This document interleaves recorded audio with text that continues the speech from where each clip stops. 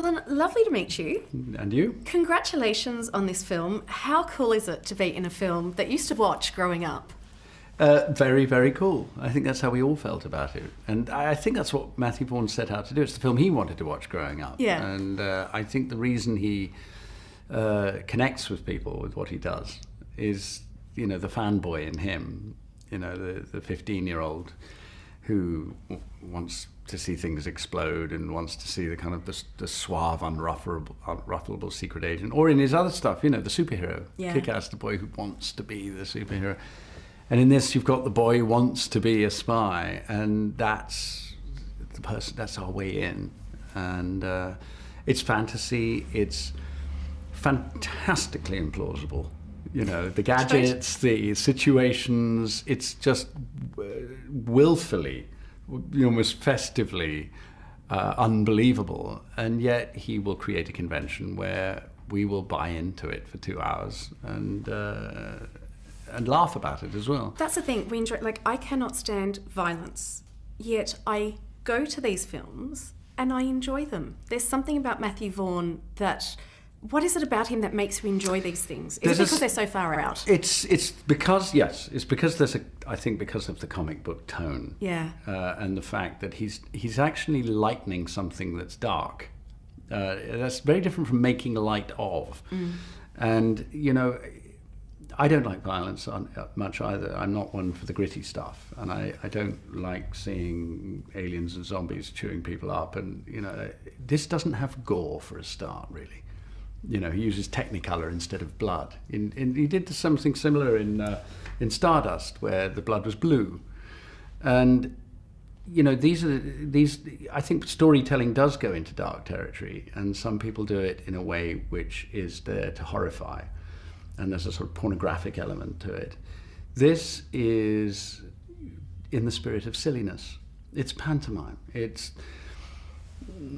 sort of almost like, the extreme version would be Monty Python, where the chap's having his arm chopped off and it's not believable and we laugh something off. Yeah. The joke that starts two men fall off an Englishman and an Australian fall off a cliff and one says to the other, if you were to be earnest about it, you'd say, that's terrible. Jokes making light of people falling off cliffs.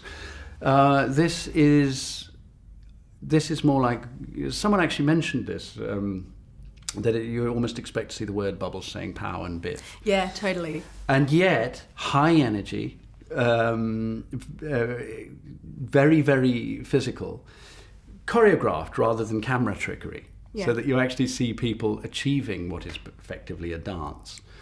So I think everyone's going to have a different threshold with these things, and I think Matthew likes to approach the edge of that and threshold. That he does with this. And I love his sense of casting. Because, one of my favourite fight scenes is, hand on heart, you and Hugh Grant in Bridget Jones. But when I watched that, Colin, I never expected to see you in a spy action film like this.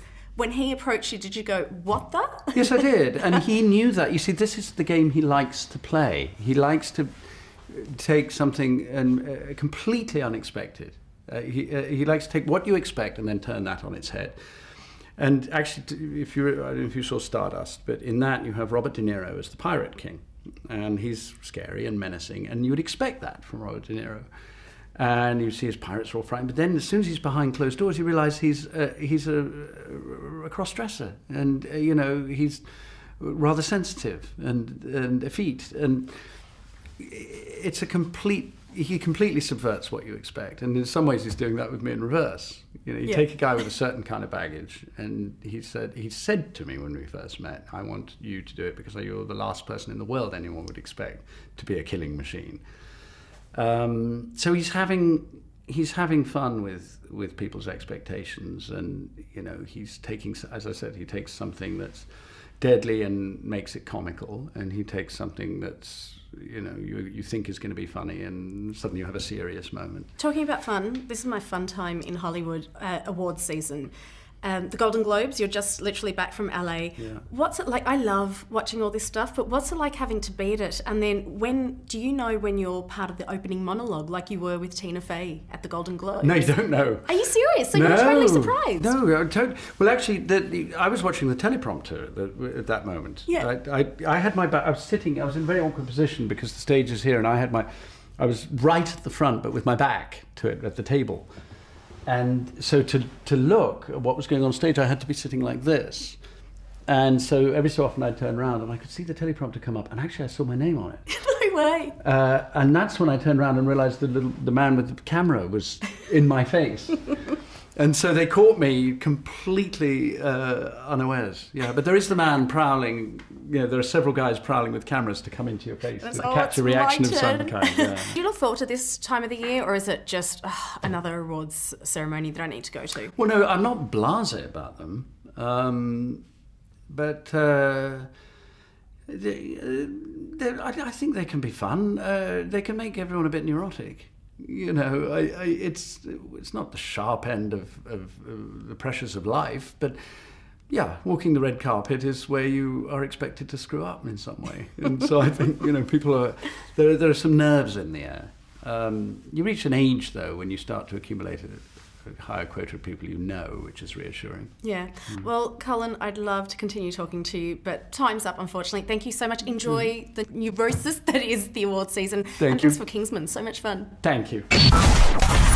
Spin 1038 #1 for music and entertainment.